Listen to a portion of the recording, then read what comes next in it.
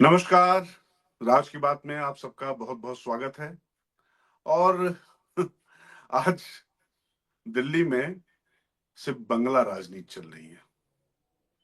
नजर लगी राजा तोरे बंगले पर, और कुल मिलाकर ये जो बंगले से अलग दूसरे जो मुद्दे हैं उस पे सारे दल बगले झांक रहे हैं, क्योंकि जो आम आदमी से जुड़े मुद्दे हैं वो आम आदमी पार्टी की भी प्रायोरिटी में कहीं नहीं है।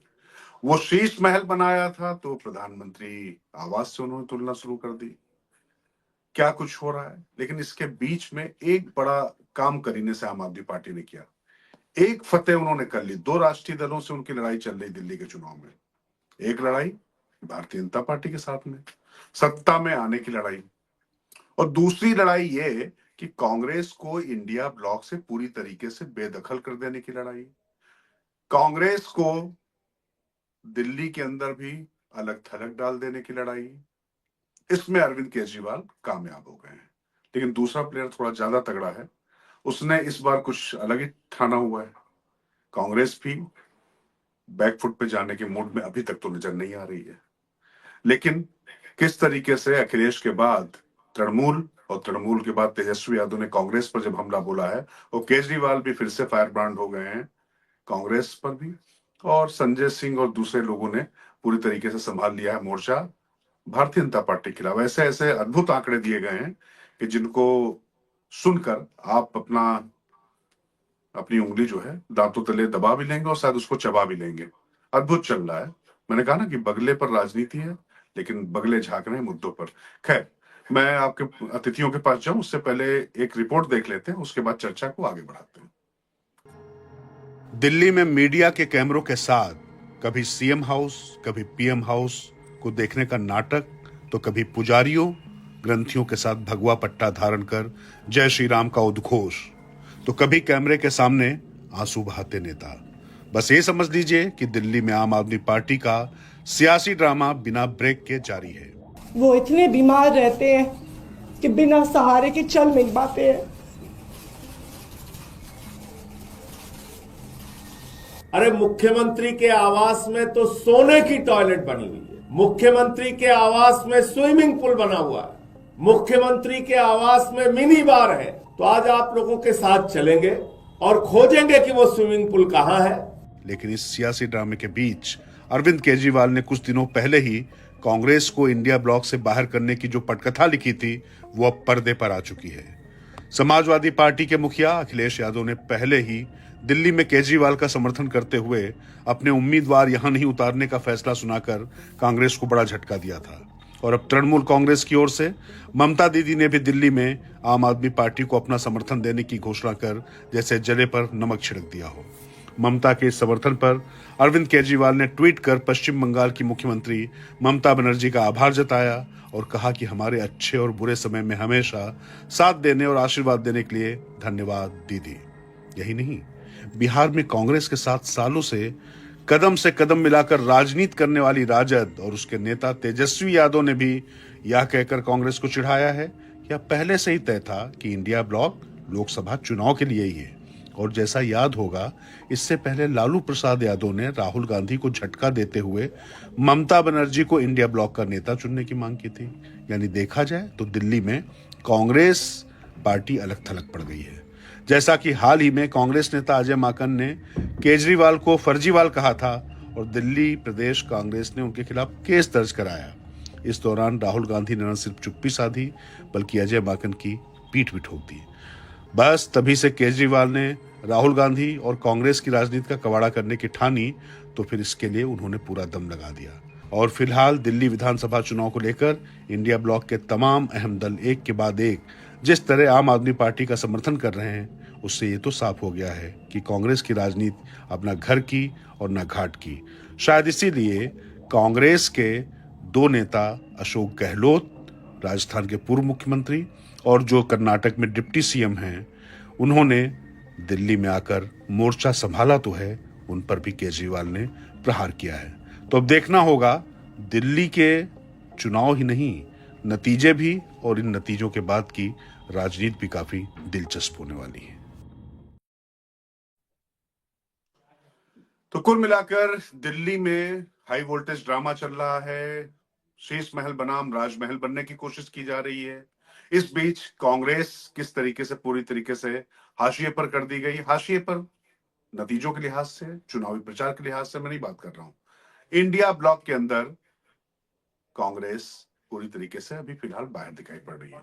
तो केजरीवाल की जो दो लड़ाइयां थी, एक तो भारतीय जनता पार्टी के साथ में और कांग्रेस के साथ में, उससे बड़ी लड़ाई तो पहली लड़ाई में उन्होंने कम से कम इंडिया ब्लॉक के साथ में तो उनको अलग थलग कर लिया, लेकिन क्या दिल्ली की जनता से पूरी तरीके से जैसे अलग थलग कांग्रेस हो चुकी है और अपनी जमीन पाने की कोशिश कर रही है, तो क्या उसकी ये कोशिश नाकाम कर पाएंगे? क्योंकि इस पर बहुत कुछ निर्भर करता है, नतीजे क्या होंगे दिल्ली के। तो हमारे साथ विशेष अतिथियों का एक पैनल है, पहले उनसे आपको रूबरू करा देते हैं और उसके बाद चर्चा में आगे बढ़ते हैं। तो आप देख सकते हैं वेदभूषण जी, रिटायर्ड एसीपी जी हमारे साथ मौजूद हैं।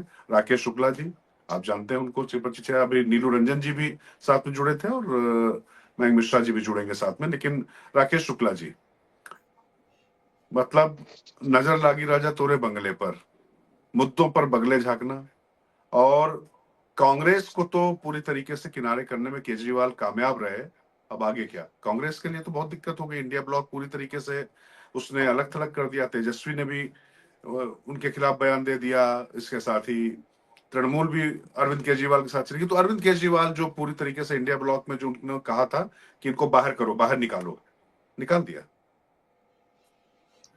राजकिशोर जी, तृणमूल कांग्रेस का कितना वोट है दिल्ली में? समाजवादी पार्टी का कितना वोट है दिल्ली में? तो सवाल इस बात का नहीं है, सवाल इस बात का है कि यहाँ पे सबसे महत्वपूर्ण विषय यदि कुछ है वो है कांग्रेस का अपना विवेक और अपना आत्मबल। ये मैं इसलिए बोल रहा हूं कि कांग्रेस को अब तो कम से कम चेत जाना चाहिए कि 2015 और 2020 में जिस तरीके से उन्होंने अप्रत्यक्ष तौर पे आम आदमी पार्टी का सपोर्ट किया, फिर लोकसभा चुनाव जब मिलके लड़े, ये दोनों मुझे लगता है परिदृश्य का आकलन करने के बाद 2025 के विधानसभा चुनाव में कांग्रेस को आगे बढ़ने की जरूरत है। 15 और 20 में कांग्रेस पार्टी जो दिल्ली में लंबे समय तक, मैं 15 साल की बात नहीं कर रहा, मैं लंबे समय तक शासक रही है। सिर्फ बीच में एक छोटा सा पेच आया था जब भारतीय जनता पार्टी सत्ता में आई। उस जगह पे 2020 के चुनाव में 66 सीटों पे कांग्रेस पार्टी चुनाव लड़ती है और 63 सीटों पे उसकी जमानत जब्त हो जाती है। और जमानत इसलिए जब्त होती है क्योंकि कांग्रेस ने समर्पण कर दिया था आम आदमी पार्टी के लिए, और वो उसका सिर्फ एक ही लक्ष्य था कि भारतीय जनता पार्टी सत्ता में ना आने पाए। और उसी का नतीजा था कि अरविंद केजरीवाल जी 62 सीट जीते, यानी अरविंद केजरीवाल जी 13 की स्थितियों में पहुंच जाते जी। 2024 के लोकसभा चुनाव में कांग्रेस ने फिर बड़ा दिल दिखाया और 4 लोकसभा सीटें दी दिल्ली में। और उन 4 लोकसभा सीटों में 3 लोकसभा में जिनमें कांग्रेस लड़ी, आप सर्वे करा लीजिए और जो रिपोर्टें आई हैं, आम आदमी पार्टी के कार्यकर्ताओं ने कांग्रेस के लिए काम नहीं किया। अब वोट ऑफ परसेंटेज जो आप देखेंगे तो पाएंगे कि जिन 4 सीटों में आम आदमी पार्टी को वोट मिला, 3 सीटों में कांग्रेस को कम वोट मिला है। तो उससे ये दो ऐसी तस्वीरें हैं जो कांग्रेस को सबक देती हैं कि यदि आप 25 का विधानसभा चुनाव ढंग से नहीं लड़ेंगे तो जो लोग आज आंख तरेर रहे हैं, जो लोग से तात्पर्य हमारा क्षेत्रीय दलों से है, वो क्षेत्रीय दल आपको अपने राज्य में पनपने नहीं देंगे। और ये घुड़की इसलिए दी जा रही है कि यदि ये घुड़की काम कर गई तो कांग्रेस फिर पिछलग्गू पार्टी बन के रहे। और यदि इस बार कांग्रेस का प्रदर्शन बहुत अच्छा रहा, बहुत अच्छा से मैं ये नहीं कहता कि वो सत्ता में आ जाएगी, बहुत अच्छा से तात्पर्य मेरा ये है कि यदि कांग्रेस अपने 5% वोट को बढ़ा के 12 से 15% तक ले गई, तो यही पार्टियां जो क्षेत्रीय दल हैं, ये क्षेत्रीय दल मजबूर हो जाएंगे आपको ज्यादा से ज्यादा अपने राज्य में सीट देने के लिए, क्योंकि इनके मन में जो अभी कांग्रेस को डरा रहे हैं वो डरे हुए हैं। तो स्वाभाविक है कि कांग्रेस का एक देश के अंदर भी एक अच्छा प्रदर्शन तैयार होगा कि कांग्रेस का वोटर वापस आ रहा है। तो दूसरे राज्यों में भी जो वोटर कांग्रेस को छोड़ के चला गया है वो भी लोकसभा की तरह वापसी का मन बनाएगा। इसलिए सबसे महत्वपूर्ण ये है कि कांग्रेस को दिल्ली के विधानसभा चुनाव में विवेक से निर्णय लेने की जरूरत है। नीलू रंजन जी, विवेक से तो निर्णय ले, लेकिन वोटर वापस आएगा, क्योंकि जब खुलकर अरविंद केजरीवाल ने पुजारियों ग्रंथियों के साथ में जय श्री राम कहना भी शुरू कर दिया है, और हिंदुत्व वाला जो भारतीय जनता पार्टी का वोट है, हिंदूवादी वोटों के लिए पूरी तरीके से वो आगे आ गए हैं। जो मोदी को हराता दिखेगा वो बीजेपी के साथ मुसलमान चला जाएगा। ये अब तक की एक परिपाटी रही है। तो उस लिहाज से अरविंद केजरीवाल की ये रणनीति है, जो राजनीति है, वो अभी तक पूरी तरीके से सफल होती दिखाई पड़ रही है। और कांग्रेस को अलग थलग करना ठीक है, भले ही सपा का या आरएलडी राजद का या फिर कह लीजिए कि ममता बनर्जी का वोट ना हो, लेकिन इंडिया ब्लॉक के भीतर तो अरविंद केजरीवाल के पक्ष में ज्यादा लोग खड़े दिखाई पड़ रहे हैं, तो वहां पर तो नैतिक तौर पर ज्यादा आगे दिखाई पड़ रहे हैं। नहीं, देखिए, निश्चित रूप से मतलब नैतिक ही नहीं, अगर राजनीतिक अगर आप कहेंगे कि स्ट्रेटजी के रूप में भी आप कांग्रेस से बहुत आगे है। अगर आप कांग्रेस को देखेंगे तो 2019 में अकेले कांग्रेस लड़ी थी दिल्ली में, अकेले, और पता है कितने परसेंट वोट आए थे लोकसभा में? उसको 22.6% वोट थे। और आपको कितने परसेंट वोट मिले थे? आपको केवल वोट मिले थे 18.1%, यानी कि 4% वोट जो है वो ज्यादा था कांग्रेस को। लेकिन उस कांग्रेस ने जब सरेंडर कर दिया 10 महीने बाद फरवरी में, तो उसके वोट गिर करके 4.3% हो गए।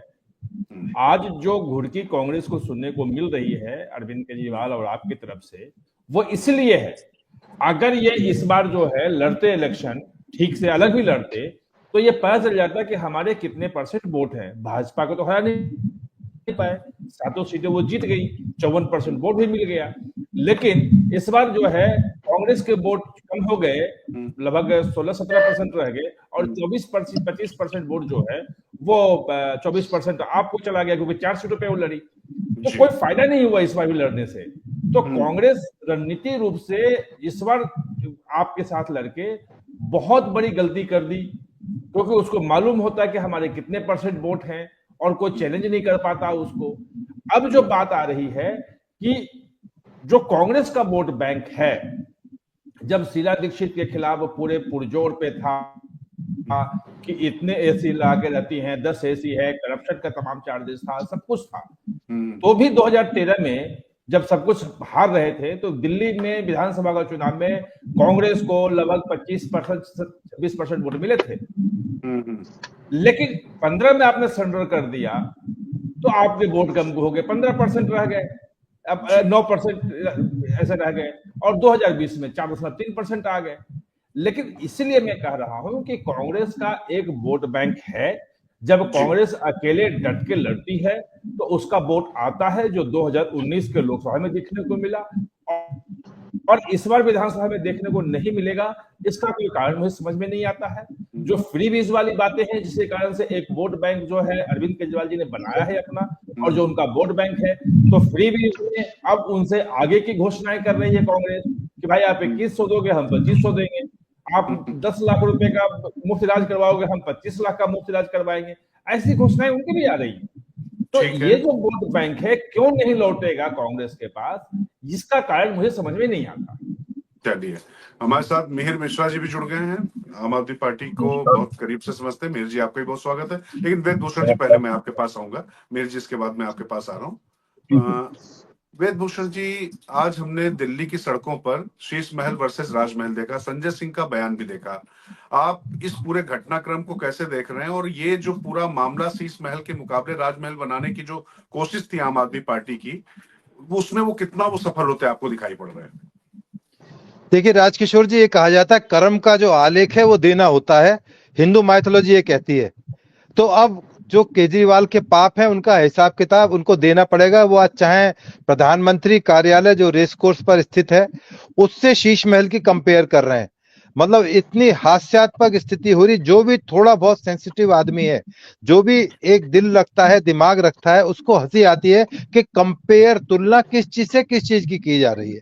प्रधानमंत्री आवास उनका अपना आवास नहीं है, इसमें मनमोहन सिंह भी रहे हैं, इसमें तमाम बड़े बड़े प्राइम मिनिस्टर रह चुके हैं और छोड़कर जा चुके हैं, परंतु कभी भी इस पर कभी कोई सवाल नहीं उठे कि प्राइम मिनिस्टर आवास के अंदर कितने एसी कितने टीवी हैं।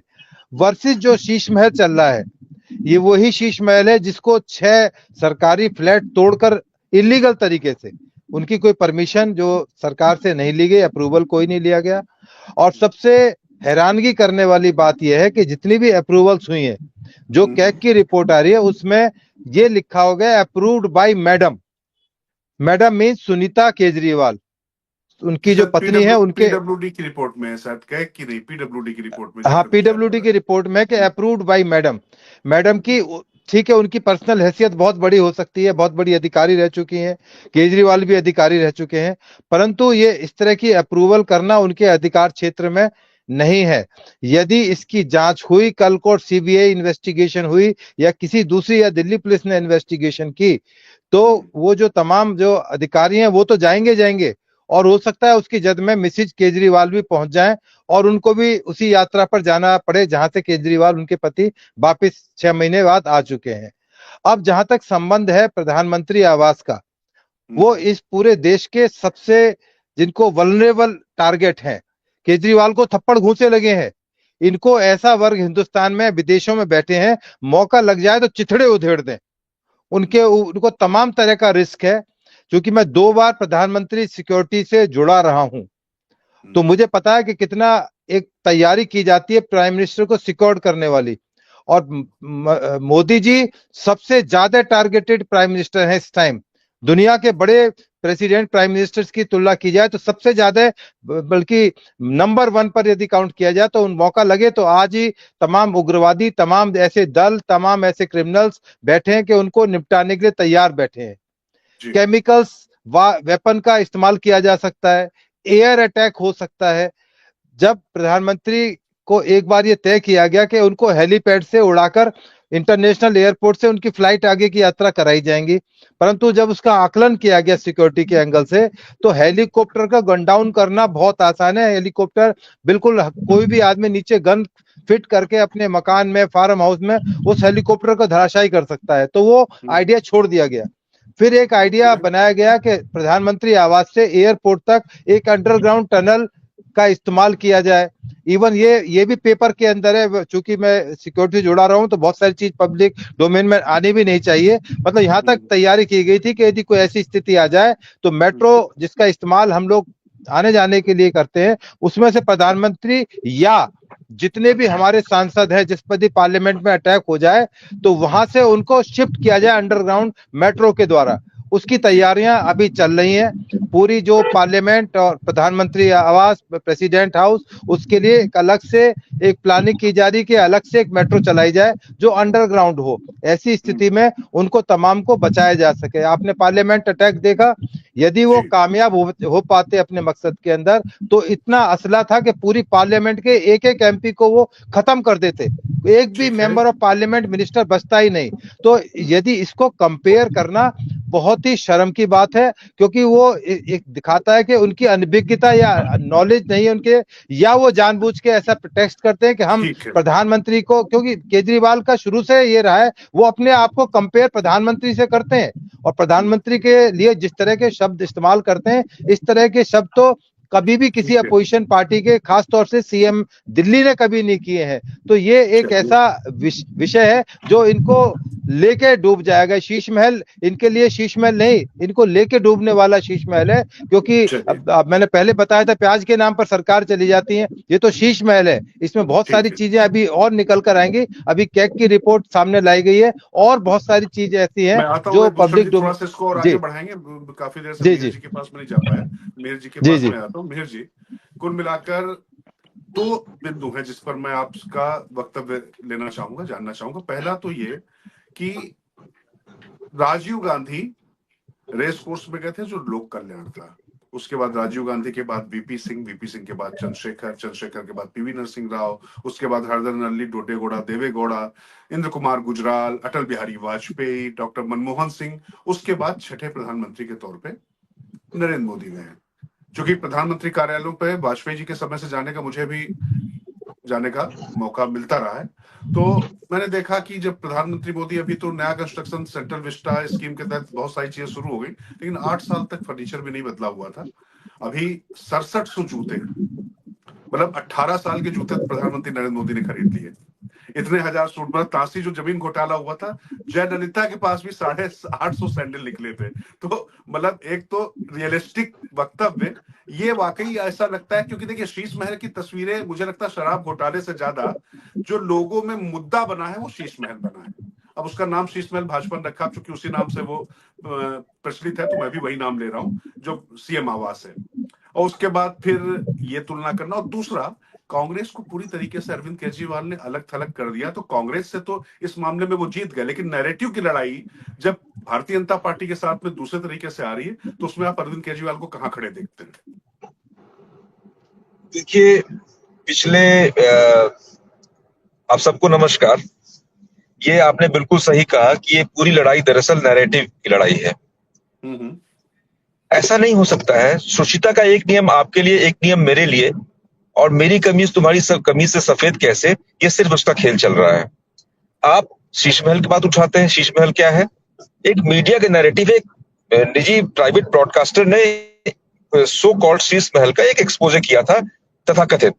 ठीक है, आप मुझे बताइए कि आप प्रधानमंत्री हैं, इसलिए आप सारे आरोपों से, सारे आक्षेपों से मुक्त हैं, चाहे राजनीतिक हो, चाहे जो भी। राजनीति में पता है व्यक्तिगत हमले नहीं होते हैं, वो एक राजनीति का तकाजा है, पर ये पुराने दौर की राजनीति की बात थी। अब की राजनीति के दौर में साम दाम दंड भेद, वो सारे तरीके अपनाए जा रहे हैं। तो जिस शीश महल की बात, एजेंसी आपके पास है, सारी चीज आपके पास है। भाई, आप एक शराब घोटाले का भी जो मामला चला, इतने समय से क्या कुछ हुआ? उसमें कुछ हो पाया साबित? क्या अभी तक तो नहीं हो पाया। इस देश की अदालतें बड़ी सक्षम अदालतें हैं, सर्वोच्च न्यायालय है, तमाम कोर्ट है। अभी तक एक भी सिंगल पीस ऑफ ऐसा मेरी नजर में as a journalist, as analyst नहीं आया जो ये इंगित करता हो कि ईडी अपनी जांच को बहुत आगे तक बढ़ा पाई हो, या फिर सीबीआई बहुत पुख्ता कुछ कर पाई हो। ऐसा अब तक कोई प्रमाण नहीं मिला, पहली बात। दूसरी बात, शीश महल की बात जब करते हैं तो एक और जुमला है, कहावत है कि जिनके घर शीशे के बने होते हैं वो दूसरों के घरों पर पत्थर नहीं फेंकते। आपके पास 6700 जोड़ी जूते, 10 लाख का सूट, इतने करोड़ की घड़ी, और इतने करोड़ आपने खर्च कर, आप एक लुटियंस जोन में जो जितनी इमारतें हैं, अगर मैं गलत नहीं हूं तो सारी की सारी एक हेरिटेज इमारतों में उनकी गिनती होती है। चाहे नॉर्थ ब्लॉक हो, चाहे साउथ ब्लॉक हो, चाहे राष्ट्रपति भवन हो, चाहे आपको रायसीना हिल के आसपास। मैं एक थोड़ा सा क्लेरिफिकेशन चाह रहा था। आप इस 6700 जूते वाला जो आंकड़ा है, इसको आप सत्य मानकर इसको आगे बढ़ा रहे हैं? इसका कोई आंकड़ा है? इसका कोई अपने पास कोई दस्तावेज है? इसका कोई आधार कोई इसका है? एक्चुअली होता क्या है, जैसा कि आपने अभी कुछ देर पहले एक शब्द यूज किया था, इस्तेमाल किया था, नैरेटिव। ये पूरा एक नैरेटिव का खेल चल रहा है। भाई, आप मुझे कह रहे हैं कि शीश महल इतने एसी लगे, इतने लगे। आप बताइए क्या किसी इस देश के अंदर, मुझे अगर याद पड़ता है तो सिर्फ माणिक साहा त्रिपुरा के, और उसके पहले आपको बुद्धदेव भट्टाचार्य, बुद्धा बाबू, उन लोगों के समय में उन लोगों का ऐसा था कि रिटायरमेंट के बाद भी मुख्यमंत्री कुर्सी छोड़कर तो अजय भवन में रह गए, वहां चले गए, तो वो एक अलग मानदंड था। उसके पहले जननायक कर्पूरी ठाकुर की बात होती थी, अपने बाल खुद से काटते थे। ऐसे बहुत सारे मैंने जानता हूं सांसदों को जिनके बारे में देखा, पढ़ा, सुना। तो सादगी की राजनीति का दौर तो अब रहा नहीं। तो आज की तारीख में ये भी एक सत्य है कि 10 करोड़ 10 लाख के सूट की बात भी सामने आई थी, कई बार सूट बदलने की बात भी सामने आई थी। आपको याद होगा इसके पहले यूपीए की सरकार जब थी, और जिस वक्त मुंबई अटैक का शायद वाक्य था, उन्होंने 3 बार पूछा था मिहिर जी, जो जिन नंबर्स की आप बात कर रहे हैं, देखिए उन नंबर्स के बारे में वो बात कर रहे थे, उसका तो सीएजी की रिपोर्ट आई है, पीडब्ल्यूडी के कागज आए हैं, लेकिन इसको लेकर कोई आंकड़ा आया है क्या? जो बात संजय सिंह कह रहे हैं वही बात आप भी दोहरा रहे हैं, इसका कोई आंकड़ा आया है क्या? और एक बात और, प्रधानमंत्री आवास और एक हाफ स्टेट के सीएम, और जो आप कह रहे हैं एक नाम माणिक सरकार नहीं, आप एक और भूल गए, नवीन पटनायक का भी नाम आप भूल गए। नवीन पटनायक है ना, इस तरीके के तमाम लोग थे। लेकिन शीला दीक्षित के घर में एसी लगा होना, 3 बार की मुख्यमंत्री, एक बुजुर्ग महिला, वो अय्याश हो जाती है, उनके लिए अय्याशी शब्द इस्तेमाल होता है। और इस तरीके से 80 रिमोट के साथ में पर्दे और 56 लाख का टीवी, ये सब चीजें तो आई है ना। ये सब चीजें आपको लगता है कि मतलब ये सिर्फ मतलब मामूली चीज है? कोई प्रधानमंत्री आवास में इतने लाख का टीवी होगा? मुझे नहीं लगता। देखिए, एक बात तो बिल्कुल सत्य है हम लोगों ने इससे पहले भी तमाम सीएजी रिपोर्ट 2G भी हमारे सामने, तमाम रिपोर्ट्स आए और उनका क्या मतलब था। कोल स्कैम की बात हुई, 2G 3G हुआ, उसमें आज तक इस देश के सामने क्या तथ्य सामने आ पाए। टाइमिंग को लेकर सवाल है, नियत को लेकर सवाल है, इंटेंट को लेकर सवाल है। आखिर दिल्ली चुनाव से पहले ही सीएजी की एक कैलकुलेटेड लीकेज पर बेस्ड एक रिपोर्ट लीक की जाती है मीडिया के सामने और उसको एक मुद्दा बनाया जाता है। ये एक्चुअली जो आम आदमी पार्टी का आरोप है कि ये केजरीवाल जो रिपोर्ट लाते थे, वो रिपोर्ट कहां से आती थी? वो भी ऐसे ही आती थी ना। सबसे ज्यादा तो मुद्दों को उन्होंने उठाया था ना। नहीं, यहाँ पर एक संशोधन हम लोगों को शायद करना चाहिए, अगर हम लोग पुख्ता तथ्यों में बात कर रहे हो तो। आप बताइए कि जब जिस वक्त कोल स्कैम की बात आई थी और तमाम रिपोर्ट आई थी, उस वक्त केजरीवाल तो इस देश की सत्ता में नहीं हुआ करते थे, जहां तक मेरी जानकारी है। वो तो 2012 आंदोलन से उपजी हुई पार्टी है, आंदोलन हुआ, उसके बाद सब कुछ हुआ। करप्शन की तरफ से उठाई जाती थी ना, वो सारी चीजें हाँ, उठाई उठाई जाती जाती थी, थी, लेकिन मैं कह रहा हूँ कि उसमें से ऐसे कई आरोप। और आपने एक बात और जी, की, जी। मैं इसमें चूंकि दरअसल आप उस पर नहीं आ रहे, मैं नेशनल हेराल्ड के केस में भी अभी तक कोई फैसला नहीं आया, बोफोर्स के मामले में भी तमाम चीजें आ गई, लेकिन ये सारे वही नहीं, मुद्दे हैं देखिए, जो बोफोर्स आज की तक बात आप कर narrative रहे से हैं, बाहर नहीं हुए हैं। बोफोर्स की बात अगर आप कर रहे हैं, नेशनल हेराल्ड केस की बात कर रहे हैं, तो वो मामला एक कोर्ट की परिधि में, उस कोर्ट के दायरे में है। पर एक बात वो भी याद कीजिए, जो 2G स्कैम हुआ, कोल स्कैम हुआ, उसमें कोर्ट में केस भी गए, वहां सवाल सीएजी की रिपोर्ट को लेकर उठा। मेरे कहने का आशय ये है कि आप जिस सीएजी की रिपोर्ट का हवाला देकर चाय की प्याली में तूफान क्रिएट करने की हम लोग, मीडिया का एक वर्ग हो, चाहे पॉलिटिक्स में अपोजिशन काउंटर और इसमें मुझे यहाँ रोकना पड़ेगा आपको। पीडब्ल्यूडी का जो आंकड़ा आया हुआ है, पीडब्ल्यूडी सीएजी से पहले तो पीडब्ल्यूडी का आंकड़ा आया हुआ ना, खरीदारी तो उसने की। नीलू जी, आप कुछ कहना चाह रहे थे, कुछ काउंटर करना चाह रहे थे? देखिए, मैं बहुत सारी चीजें मिहिर जी ने बोल दी हैं, उन चीजों को फैक्ट पे रखना जरूरी है, क्योंकि नैरेटिव की लड़ाई अपनी जगह है और फैक्ट अपनी जगह है। जो कोल स्कैम है, कोल स्कैम में जो चार्जशीट हुई है, उसके केस चले हैं और बहुत सारे आरोपियों को सजा भी हुई है, हाईकोर्ट में उन्होंने अपील भी की है और कई लोगों के खिलाफ केस चल भी रहा है। वो हमारी अदालतें हैं, कितना लंबा चलता है केस आप जानते हैं। जो 2G उन्होंने कहा, 2G में चार्जशीट हुई है और निचली अदालत ने सबको बरी कर दिया, चार्जशीट में कहा कुछ नहीं है। हाईकोर्ट में वो मामला लंबित था और अभी उस पे ईडी और सीबीआई की अपील पे सुनवाई के लिए हाईकोर्ट तैयार हुआ है, यानी कि वो केस खत्म नहीं हुआ है। सीबीआई और ईडी अपनी चीज पे अड़ी हुई है। जो लिकर स्कैम है, वो लिकर स्कैम में चार्जशीट हुई है और 3-4 सप्लीमेंट्री चार्जशीट हुई है और उस तमाम चार्जशीट को अदालत ने कॉग्निजेंस में लिया है, संज्ञान में लिया है, सबूतों को सही पाया है। अरविंद केजरीवाल जी को जो जमानत दी गई पहली बार, तो उसमें भी सुप्रीम कोर्ट ने ही कहा कि मैं केस के मेरिट पे नहीं जाता हूं, मैं क्योंकि मुख्यमंत्री है इसलिए मैं इनको जमानत दे रहा हूं। यानी कि उस केस पे कोई सवाल नहीं उठाया उसने कि भाई ये गलत चार्जशीट है। तो मैं ये फैक्ट रखना चाहता हूं कि ये फैक्ट होना, सबके सामने आना जरूरी है। ठीक है जी, भूषण जी, आप भी कुछ कहना चाह रहे हैं, फिर उसके बाद मैं जाऊंगा मिहिर जी के पास। जी जी, देखिए, मिहिर जी ने सवाल पैदा किए कि इन केसों में कुछ बरी हो गए। मैं आपको याद दिलाऊं, लालू यादव ने चारा घोटाला किया, सजा हो गए, सुप्रीम कोर्ट तक ने उनकी सजा को बहाल रखा है आज तक, ये देश की अदालतें हैं। ओम प्रकाश चौटाला, जिन्होंने शिक्षक भर्ती में घोटाला किया, उनको 10 साल की सजा सुप्रीम कोर्ट तक बहाल रखी गई। जयललिता का आपके सामने है। मैं बहुत सारे ऐसे बड़े आदमियों के नाम बता सकता हूं जो कन्विक्ट हुए, ठीक है, उसमें देर लगी, देर है पर अंधेर नहीं है। अभी जो कोल घोटाले का अभी आ रहा था, उसमें भी ऑलरेडी अपील चल रही है। तो किसी केस के अंदर बरी हो जाने का मतलब ये नहीं कि वो घोटाला या वो दुष्कर्म हुआ ही नहीं है। मैं आपको एक एग्जाम्पल के तौर पर बताऊं, एक आदमी का मर्डर एक कमरे में हो गया, जो अभियुक्त पकड़े गए वो टेक्निकल रीजन से या और किसी वजह से बरी हो गए, तो इसका मतलब ये नहीं कि मर्डर नहीं हुआ था, मर्डर तो हुआ था। अब जो शराब घोटाला है उसमें ये स्पष्ट हो गया कि 100 करोड़ रुपए गया है, मेरे घर में आया, अब कहां गया जवाब मुझे देना है, जवाब केजरीवाल को देना है। तो इसलिए कह देना कि केस केवल एलिगेशन है, एलिगेशन नहीं है, ट्रायल हो रहे हैं, चार्जशीट लग रही है।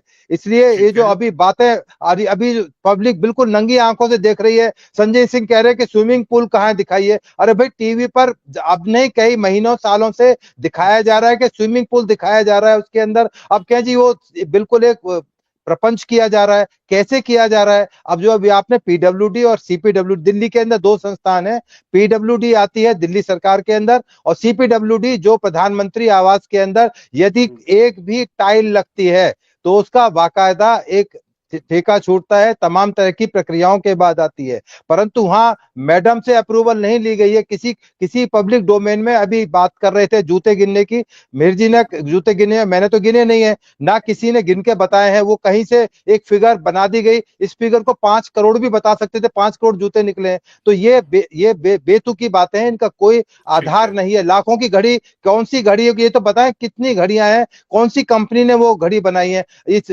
शेषमहल के अंदर तो बताया जा रहा है कि टोटो का टॉयलेट वो संडास लगा हुआ था जो सिल्वर कोटेड था, कीमत आपके सामने है। टेलीविजन 84 इंच का है, वो बड़े एक्सोनरेट रेट पर, बड़े रेट पर खरीदा गया, वो तो सामने दिखाई दे रहा है। प्रधानमंत्री कार्यालय या उनके रेजिडेंस के बारे में कोई एग्जैक्ट फिगर कहीं सीपीडब्ल्यूडी ने या कैग ने कहीं इंगित करी हो तो बताएं, पर कह देना कि संजय सिंह जो कह रहे हैं बिल्कुल ठीक है, बिल्कुल ये रबिश है और ये बिल्कुल 100% झूठ करने वाली बात है। संजय सिंह शायद उनके बेडरूम तक भी नहीं गए प्रधानमंत्री आवास के अंदर। वो तमाम जूते वूते कहाँ कौन गिन रहा है उनके हिस्से में, घड़ियों की कीमत कौन लगा रहा है। वो तो सीएम के भी बेडरूम तक नहीं गए होंगे, वरना उनको वो टोटो दिखाई पड़ जाता। उन्होंने कह ही दिया कि वहां पर कहा मैं देखने इसलिए अब जा रहे थे वो। हाँ, तो इस तरह की बातें पर हम विश्वास नहीं करना चाहिए। एटलीस्ट हमारे जो हम लोग बैठे हैं, हमें उन बातों पर विश्वास नहीं करना चाहिए। कहना चाहिए कि हाँ गलत है, इस तरह की चीजें पब्लिक डोमेन में नहीं है,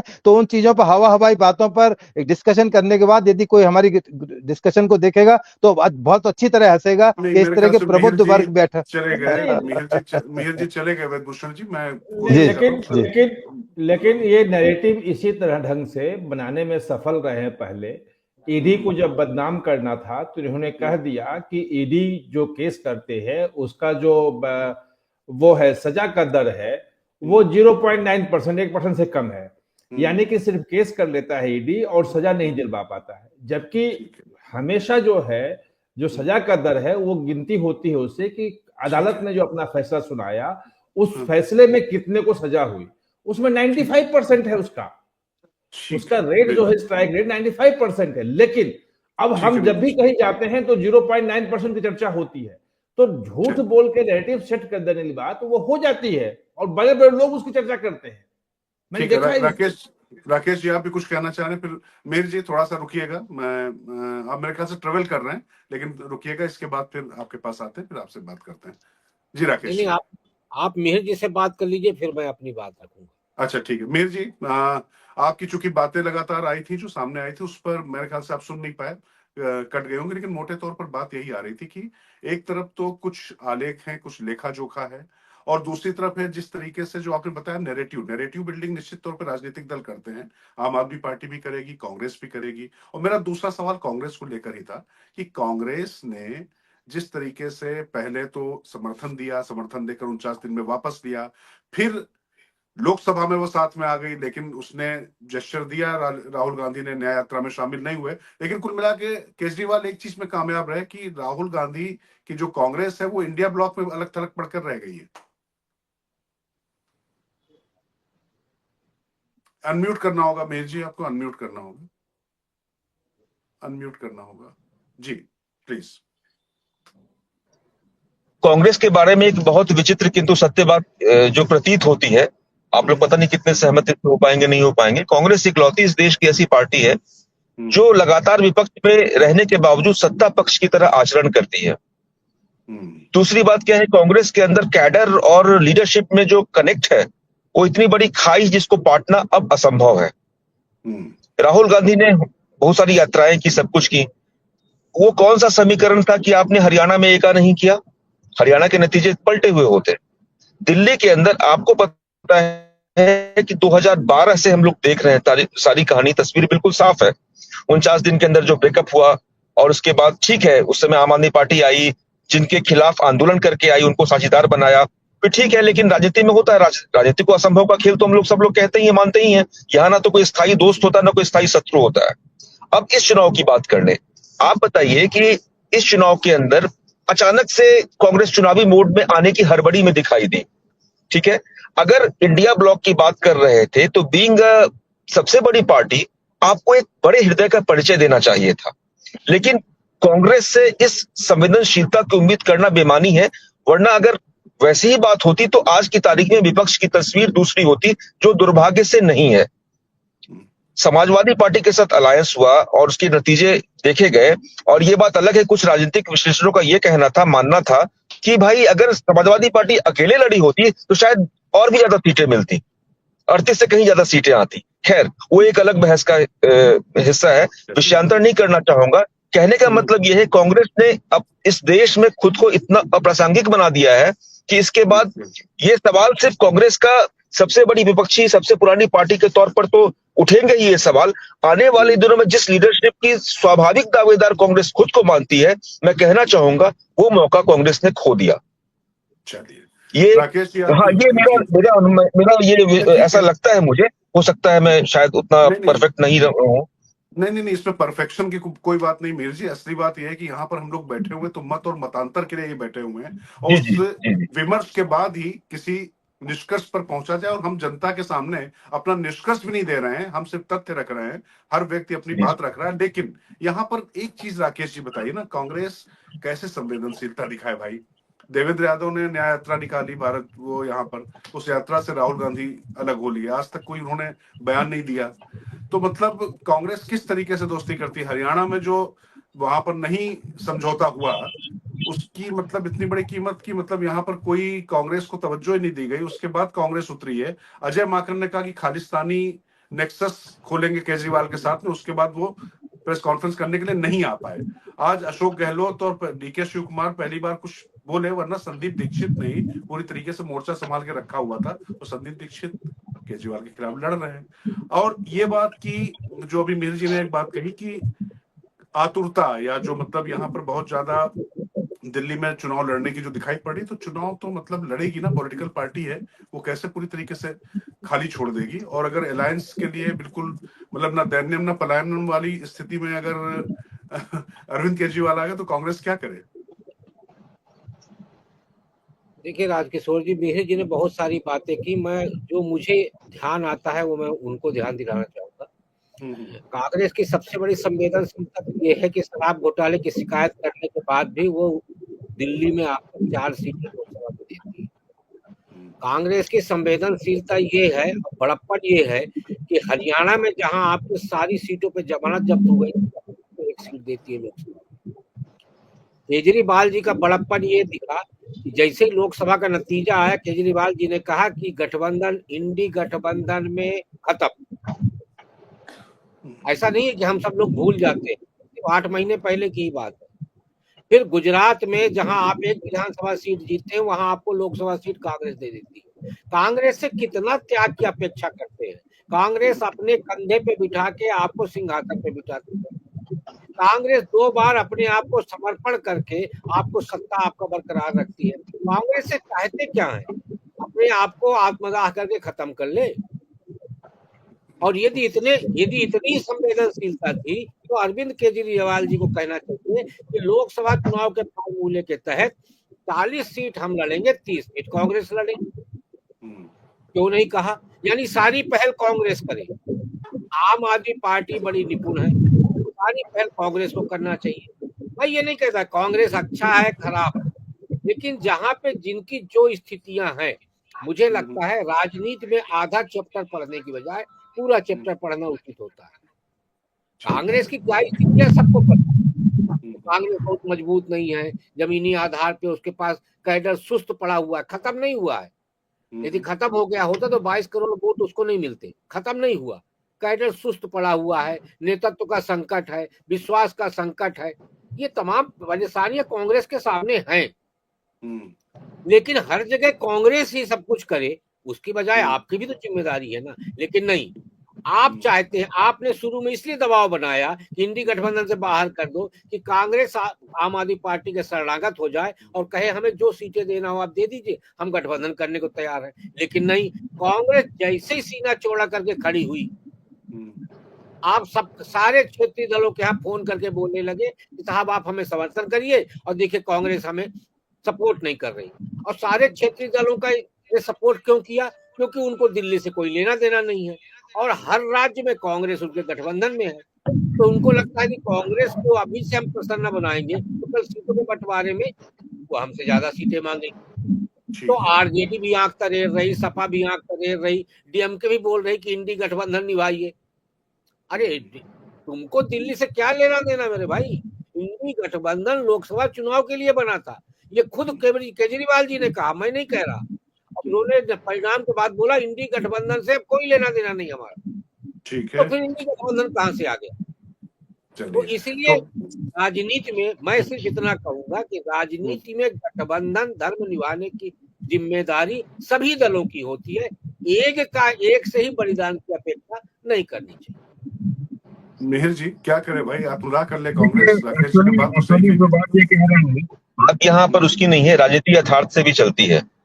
मैं अगर मुंगरी लाल के ख्वाब पाल लूं, चलो ठीक है, चुनाव लड़ना सबका अधिकार है, सबका हक है, उसमें कोई दिक्कत की बात नहीं है। किसी भी लोकतांत्रिक प्रक्रिया का एक स्वाभाविक सी वो स्थिति है और होना भी चाहिए, वही खूबसूरती भी एक लोकतंत्र की है। बात उसकी नहीं है, बात इसकी है कि जब आप एक गठबंधन धर्म की बात करते हैं और घर का मुखिया तो घर का मुखिया होता है। अगर मैं किसी फैमिली को हेट कर रहा हूं तो स्वाभाविक से कुछ कुर्बानियां मेरे हिस्से आनी चाहिए, वरना घर के मुखिया होने का दावा नहीं मुझे करना चाहिए। तो कांग्रेस को भी वो दावा तत्काल प्रभाव से छोड़ देना चाहिए। ठीक, कांग्रेस का स्वाभाविक दावा रहा, सबने नीतीश कुमार किसी भी सूरत में मैं वही आपसे अर्ज करना चाह रहा हूं, नीतीश कुमार किसी भी सूरत में एनडीए का हिस्सा नहीं बनते। ठीक है, लोग उनको कहते हैं कुर्सी से चिपकते हैं, कुर्सी कुमार नाम रख दिया, बहुत सारे नैरेटिव चलाए गए, तमाम चीजें हैं, और उस स्थितियां कि जिस तरीके से नीतीश कुमार का अपमान हुआ वो कोई नहीं भूल सकता है। और उसमें उसके लिए जिम्मेदार कौन था? आप सोचिए कि आज की तारीख में नीतीश एक होते, अखिलेश एक होते, तमाम दल एक होते, तो आज सूरत दूसरी होती, वो सूरत नहीं है। इसके लिए जिम्मेदार कौन है? आप सोचिए आज की तारीख में ममता के साथ जो तलखी पश्चिम बंगाल में रही कांग्रेस की, कि ममता आज की तारीख में भी दीदी अगर चाहती तो एका होता, लेकिन कांग्रेस ने उस बिटरनेस, उस तिक्तता, राजनीतिक तिक्तता के लेवल को इतना बढ़ाया कि आज की तारीख में तस्वीर बदली हुई है। मेरा कहना ठीक है, आप चुनाव लड़िए, सब कुछ है, लेकिन वो दावेदारी आप छोड़ दीजिए कि आप खुद को स्वाभाविक रूप से हर चीज में मानते हैं कि भाई हम सबसे पुरानी पार्टी हैं, हम सबसे बड़े दल हैं, हम पैन इंडियन पार्टी हैं। ये बिल्कुल सही बात है, आप हो सकते होंगे, पर वो इतिहास था, ये वर्तमान है, भविष्य क्या हो किसी को नहीं पता। चलिए राकेश जी आप जल्दी से कमेंट करिए, फिर नीतू जी और वेद जी के पास आऊंगा। मैं सिर्फ ये कहना चाहता हूँ मिहिर जी, दो में से एक चीज स्पष्ट करें, क्या आम आदमी पार्टी कांग्रेस का नेतृत्व स्वीकार करती है? मुखिया की बात आज की तारीख में आप ये मुझे बताएं कि कौन सी राजनीतिक पार्टी किसी दूसरी राजनीतिक पार्टी के नेतृत्व स्वीकार करेगी? मैं बात पूरी कर लूं, क्या आम आदमी पार्टी कांग्रेस का नेतृत्व स्वीकार करती है? पहला प्रश्न। दूसरा प्रश्न, यदि कांग्रेस का नेतृत्व स्वीकार नहीं करती तो दिल्ली में आम आदमी पार्टी मुखिया पार्टी है, इसलिए मुखिया होने के नाते बड़ा दिल दिखाने की जिम्मेदारी उसकी है। तो इन दो में से एक रास्ता तो चुनना पड़ेगा ना। यदि आम आदमी पार्टी सेकंड पार्टी होती है और कांग्रेस तो कांग्रेस 4 सीटों पे लड़ती है, आम आदमी पार्टी 3 सीटों पे लड़ रही है। तो मुखिया पार्टी तो आम आदमी पार्टी है, तो आम आदमी पार्टी को क्या बड़ा दिल नहीं दिखाना चाहिए। मैं यही क्लियर करना चाहता हूँ कि आप यदि ये स्पष्ट कर दें कि कांग्रेस का नेतृत्व क्या आम आदमी पार्टी स्वीकार करती है, नहीं करती तो मुखिया दल के नाते वो बड़ा दिल क्यों नहीं दिखाई। सबसे बड़ी बात की है कि इस थ्योरी को अगर मान भी लिया जाए एक क्षण के लिए, एक पल के लिए, तो क्या कांग्रेस इस बात को स्वीकार करेगी? कभी नहीं करेगी। कांग्रेस का जो इतिहास रहा है, जो कद भी रहा है, उस कद के नाते भी कांग्रेस के लिए खुद भी एक शर्मिंदगी की स्थिति रही कि भाई हम क्या दिल्ली तक खुद को महफूज कर लें, खुद को सीमित कर लें। तो ये सवाल नहीं है, ये मेरे ख्याल से थोड़ा सा एक अलग इतर विषय हो जाता है। मैंने तो सिर्फ ये बात इंगित की थी कि देखिए आप एक पैन इंडियन, एक संदर्भ, एक भारतीय। मेरे लिए क्षमा करें, मैं कांग्रेस के बारे में आपसे नहीं पूछा, मैं आम आदमी पार्टी के बारे में आपसे पूछा हूँ। कांग्रेस क्या सोचती है उसको छोड़ दीजिए, क्या आम आदमी पार्टी कांग्रेस का नेतृत्व स्वीकार करती है? नंबर 1। नंबर 2, यदि नहीं तो क्या बड़ा दल होने के नाते आम आदमी पार्टी को पहल नहीं करना चाहिए कांग्रेस के साथ कि आप आओ 30 सीट आप लड़ो, 44 सीट हम लड़े? आप कांग्रेस का ब्यौरा मत दीजिए, मैं आम आदमी पार्टी का रुख करना है।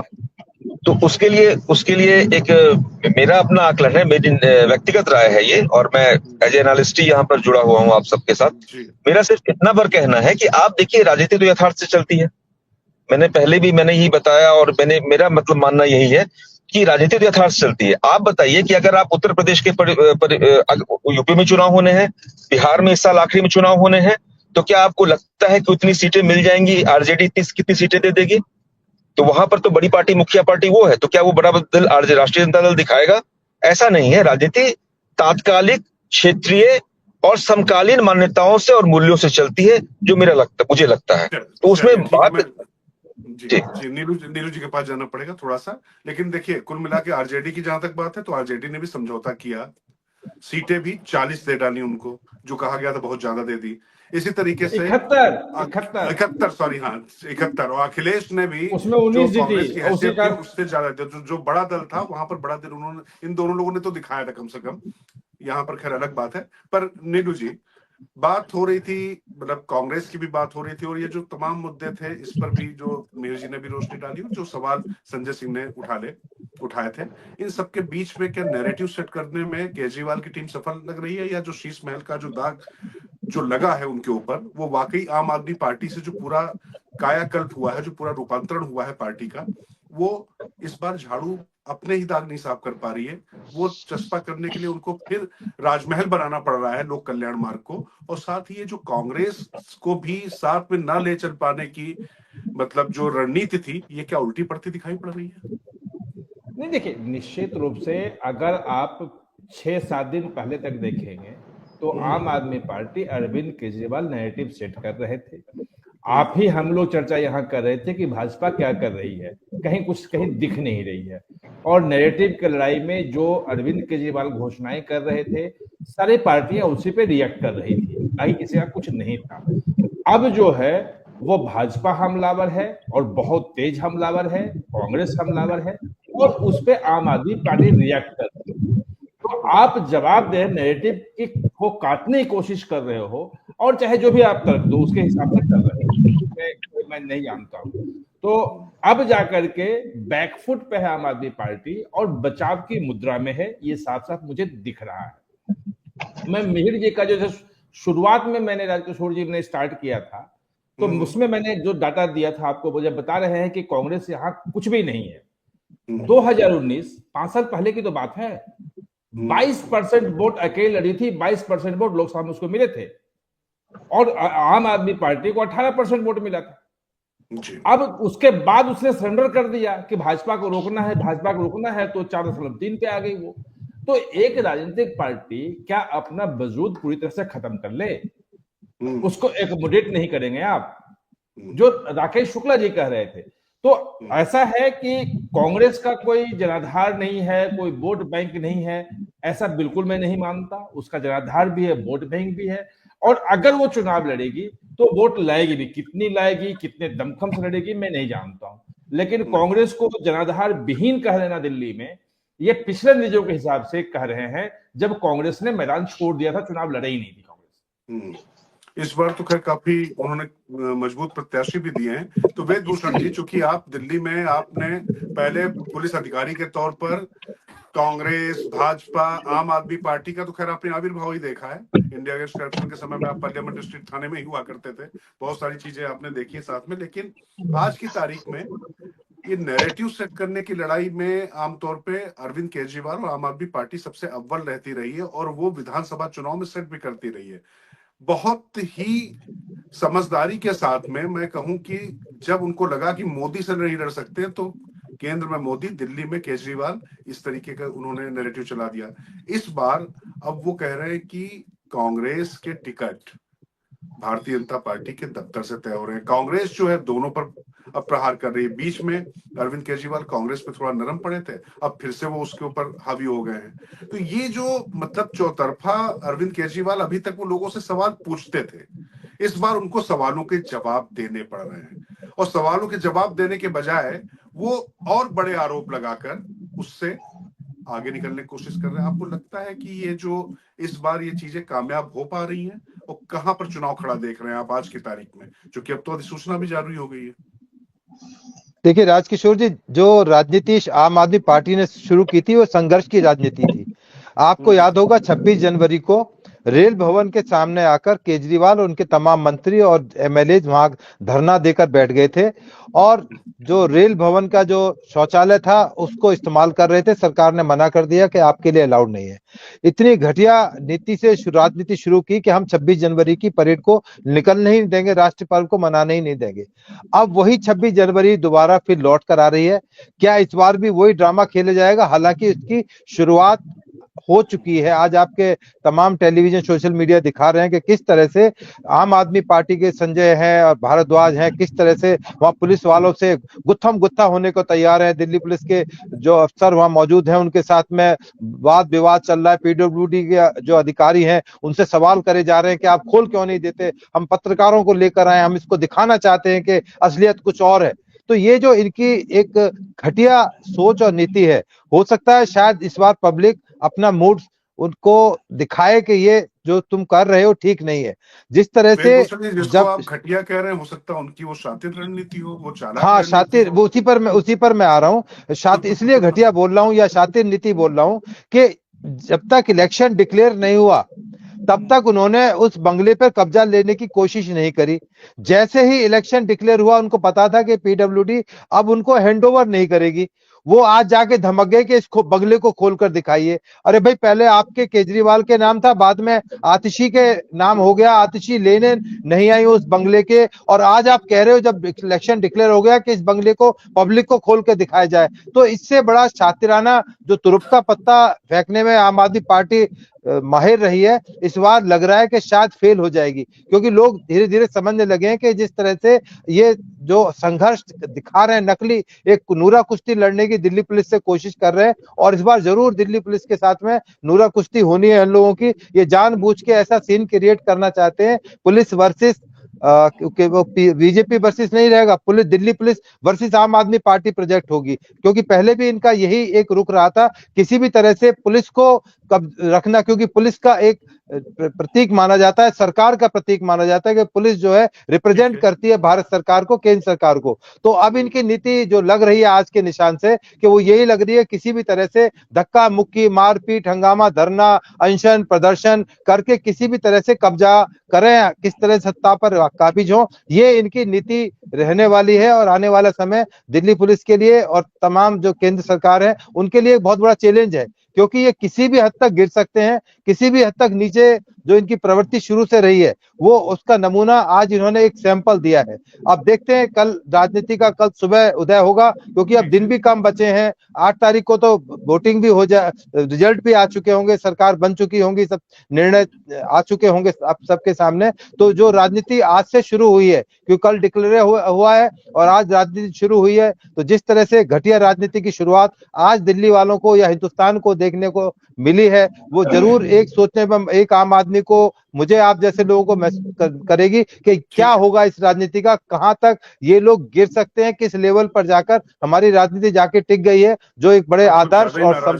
सिद्धांतों पर हम नाराज है। विदूषण जी, केजरीवाल जी से आपको ज्यादा ही नहीं, मैं पर्सनल नाराजगी नहीं है, मैं पहले बहुत अप्रिशिएट करता था, पर मैंने देखा तो सारा कुछ अंदर से कुछ और ही निकल कर आया है। वो कभी मैं और आप मिलकर इकट्ठे बैठे, राजनीति करने का सबको अधिकार है, राजनीति करने का सबको अधिकार है, पॉलिटिकल पार्टी है। तो अब तो मैं रिटायर्ड आदमी, अपना रिटायर्ड हूँ, मैं अपनी बात देश के सामने रख सकता हूँ, मैं मेरा स्वतंत्र आदमी हूँ। मैं राजनीति को मतलब पुलिस अधिकारी की नजर से मत देखिए।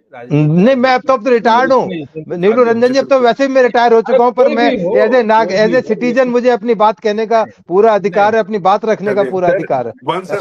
मुझे थोड़ी इजाजत दे दीजिएगा सर, मुझे थोड़ी इजाजत दे दीजिएगा। बस आखिरी कमेंट आपसे ले रहा हूँ, बस आखिरी कमेंट, बस एक कमेंट देखिए, मैं बताइए, सिर्फ इतना से पूछना चाह रहा हूँ आपसे। आतिशी मार्लेना को 2 बार मुख्यमंत्री निवास के लिए पीडब्ल्यूडी की तरफ से लेटर गया, 2 बार नहीं दिया, 7-7 दिन रहा, फिर वो निरस्त हो गया। अब जब चुनाव आया तो उसके बाद फिर से इसको मुद्दा बनाने की कोशिश, और ये शीश महल बनाम राजमहल करने की कोशिश, इसको कैसे देख रहे हैं आप? अगर आके उनको चाहिए तो वैसे कुर्सी में बैठी थी, शीश महल में क्या जाती हूँ? दरअसल इसमें गलती वक्त की है। वक्त की गलती इसलिए है कि चुनाव का सीजन है, तमाम दल इसमें कोशिश करेंगे मुद्दा बनाने की।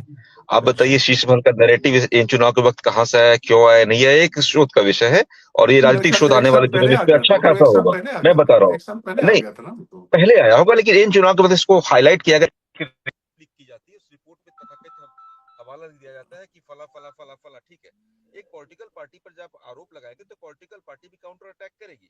अब दोनों के आरोपों की जांच कर लीजिए। आरोपों का जवाब नहीं करेगी, दूसरी बात, आरोपों का जवाब नहीं देगी, जो आरोप है उसका जवाब नहीं देगी। देखिए सवाल का जवाब सवाल तो होता नहीं है, वैसे ही आरोप का अच्छा, जवाब आरोप भी नहीं होता, ये बातें बिल्कुल ओके। सत्य है। पर दूसरा हम्म, परम सत्य एक ये भी है कि आप हम्म, इन चुनाव के सीजन में जब आप पता है कि दिल्ली पे काबिज नहीं हो पाए, दिल्ली में ब्रांड मोदी हमेशा फेल रहा। हम्म, दिल्ली में एक ही ब्रांड चला, आम आदमी पार्टी की सरकार बनी और 12 साल से हम लोग देख रहे हैं, चाहे उसका मॉडल मोहल्ला क्लिनिक का हो, चाहे विकास की बात हो, चाहे स्कूल की बात हो, चाहे फ्री बिजली को। आप फ्रीबीज की बात है, वो फ्रीबीज आपको मध्य प्रदेश में पाप नहीं लगता है, वो महाराष्ट्र में पाप नजर नहीं आता है, दिल्ली में वो पाप हो जाता है। कैसे? संजीवनी योजना, आप बताइए, अगर 60 साल के ऊपर के बुजुर्गों को, मैंने देखा है, कई लोगों को देखा है, आप छोड़िए जो झुग्गी झोपड़ी में रहते हैं, तो उन लोगों के लिए आयुष्मान में क्या आयुष्मान कार्ड दिक्कत हो है? गया, फला हो आयुष्मान में गया, क्या दिक्कत तमाम है? चीजें नहीं, हैं। कहने का पूरे देश में नहीं जो नहीं, योजना जा रही है, आयुष्मान में क्या दिक्कत थी? किसानों के आयुष्मान लिए से जो आप योजना थी बताइए उसमें क्या एक दिक्कत थी? नहीं नहीं, वो एक अलग बहस का मुद्दा है। मैं दूसरी बात कहने की कोशिश कर रहा था, दरअसल मैं ये कहने की कोशिश कर रहा था ओके। कि आप जब सकारात्मक राजनीति की बात नहीं हो रही है, यहाँ जो भी राजनीति हो रही है, चाहे जिस जिस जिस ओर से हो रही हो, इस ओर से या उस ओर से, किसी भी ओर से, लेकिन ठीक विमर्श है। की राजनीति यहाँ पर नहीं हो रही है, ये दुर्भाग्य है। पहली बात। दूसरी बात, आप विकास की बात पर कीजिए ना, आप रोजगार की बात पर कीजिए ना, उस पर कोई बात नहीं हो रही है। बात कभी रोहिंग्या, कभी पूर्वांचली, कभी हिंदू मुसलमान, मतलब चुनाव में हार जीत के लिए हिंदू मुसलमान कौन लाया इस बार? हिंदू कौन लाया? ये पुजारियों को, ग्रंथियों को कौन लाया? और ये यमुना पे बात हो रही है तो यमुना पे कचरे पे बात हो रही है तो कौन नहीं कर रहा? सड़कों पे कौन बात नहीं कर रहा है? काउंटर किया, चुनाव मुसलमान की बात उठाई, आपने तमाम पोस्टर लगवाए चुनावी मुसलमान। तो कहने का मतलब मेरा ये है, सिर्फ सिंपल सा आशय ये है कि राजनीति के सीजन में जब वोटों की बारी आती है, तमाम राजनीतिक दलों के बीच आरोप प्रत्यारोप के द्वार पलटवार होते रहते हैं, वो नेचुरल। इट्स न्यू नॉर्मल, यही माना जाए। चलिए मेहर जी, यही वर्जन देखा इट्स जाता है। It's new normal. Rakesh ji ठीक आखिर है, में जल्दी से। ठीक है, ठीक है, बहुत बहुत धन्यवाद मेहर जी, आप जुड़े हमारे साथ। लेकिन चलिए थैंक यू राकेश सर। जी, मेहर जी की बातें तो लेकर और बाकी जो विवेक भूषण जी और नीलू जी सबसे जो बात हो रही थी, कुल मिला के मेहर जी ने तो कह दिया कि सवाल का जवाब सवाल ही होगा, जवाब नहीं होगा। आरोप का जवाब आरोप ही होगा। जो आरोप लगाकर इस्तीफे की बात करते थे, लेकिन मैं सिर्फ एक चीज समझना चाह रहा हूं, यहाँ पर हमारे लिए इस पर बहस करने की कोई आवश्यकता भी नहीं, कोई जरूरत भी नहीं, लेकिन दिल्ली का जनमानस या दिल्ली की जनता जिन अरविंद केजरीवाल के आरोपों पर उनके साथ में खड़ा हो गया था राजनीति को साफ करने के लिए, इस बार आपको लगता है कि वो इस कदर फंस गए हैं, भ्रष्टाचार के आकंठ जो मकड़ जाल है उनके इर्द गिर्द जम गया है, उसको वो छुटा नहीं पा रहे हैं और अब उसको हटाने के लिए वो दूसरों पर उसको फेंकने की कोशिश कर रहे हैं। और उस पर क्या आप लग रहा कि वो कामयाब हो जाएंगे इस बार भी? मैं सीधा सवाल पूछ रहा हूँ।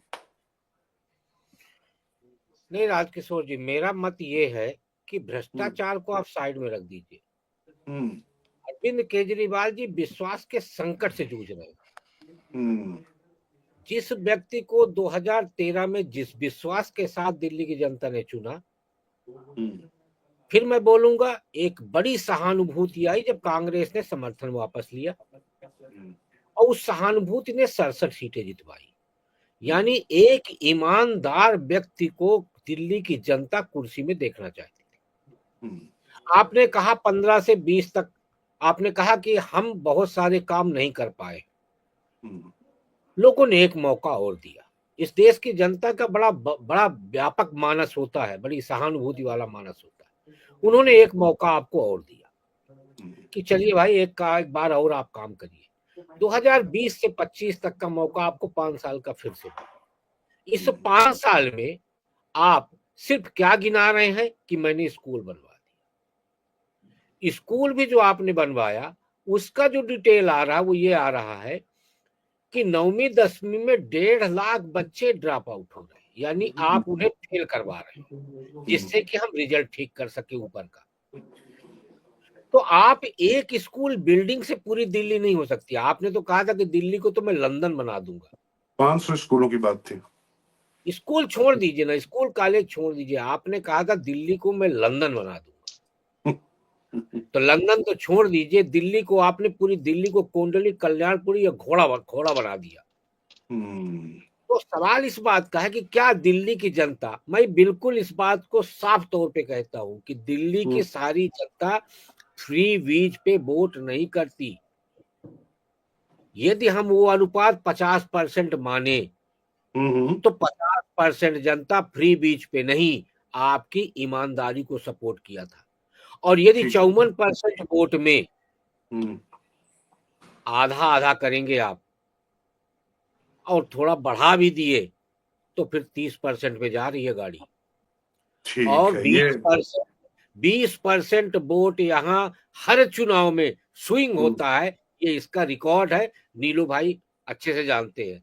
तो अब आप ये मान के चलिए कि स्विंग वोट और समझदार वोट यदि दोनों चले गए तो अरविंद केजरीवाल जी 30 सीट और 28 सीट पे यानी 2013 की स्थिति में खड़े दिखेंगे। और यही उनकी परेशानी है, और इसी परेशानी के कारण वो सवाल का जवाब नहीं देते, वो सवाल खड़ा करते हैं। ना वो संदीप दीक्षित के सवाल का जवाब दे रहे, ना भाजपा के सवाल का जवाब दे रहे, वो सवाल खड़ा कर रहे। चलिए ठीक है, कुल मिलाकर राज की बात में अभी इतना ही। राकेश जी आपका, वेदभूषण जी आपका, नीलू जी आपका, और मेहर जी पहले ही जा चुके हैं, आप सबका बहुत बहुत धन्यवाद। आखिर में सिर्फ इस कमेंट के साथ बात खत्म करूंगा। जो आंकड़े दिए गए, शीश महल बनाम राजमहल करने की कोशिश की गई है, ये राजनीति का वो छिछलापन था, ये मेरा अपना मत है। जिस तरीके से जो आंकड़े दिए गए वो बहुत ओछापन था, और निश्चित तौर पर तमाम राजनीतिक दलों के लोग एक दूसरे पर कीचड़ उछालते हैं, पर ये प्रधानमंत्री कार्यालय को, प्रधानमंत्री के आवास की तुलना एक हाफ स्टेट के सीएम से, और वो भी जिसके लिए कोई मकान अलॉट नहीं होता है, मुझे लगता है कि दिल्ली की जनता या कोई भी समझदार व्यक्ति इसको शायद ही स्वीकार कर पाए। नतीजे बाद में आएंगे, चुनावी सरगर्मी बढ़ती रहेगी, लेकिन मुझे लगता है कि ये मुद्दा चलने वाला नहीं। कई बार आरोप का जवाब देना होता, आरोप का जवाब हमेशा आरोप नहीं हो सकते हैं। तो अभी इतना ही, बाकी आप लोग देखते रहे बुलंदशहर टीवी, ताकत आपकी।